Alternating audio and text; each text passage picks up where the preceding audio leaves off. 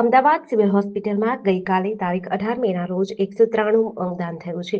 વધુ વિગત જોઈએ તો અમદાવાદના સેજપુર મોઘા વિસ્તારમાં રહેતા 45 વર્ષીય હેમંત સોનીની તારીખ 16/5/2025ના રોજ ખેંચ આવતા પ્રથમ નજીકમાં આવેલી પ્રાર્થના હોસ્પિટલ અને ત્યારબાદ વધુ સારવાર માટે પરિવારજનોએ અમદાવાદ સિવિલ હોસ્પિટલે ખસેડ્યા હતા.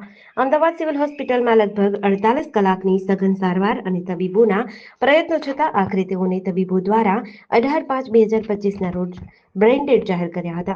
બ્રેઇન ડેડ જાહેર કર્યા બાદ સિવિલ હોસ્પિટલની અંગદાનની ટીમ કાઉન્સેલર્સ દ્વારા હેમંતભાઈના પરિવારજનોને અંગદાનના મહાત્મ્ય વિશે સમજાવ્યું હતું અને પરોપકાર ભાવ સાથે તેમના પરિવાર દ્વારા અંગદાન માટેની અનુમતિ આપવામાં આવી હતી. ત્યારે 2 કિડની, લીવરનું દાન મળ્યું છે.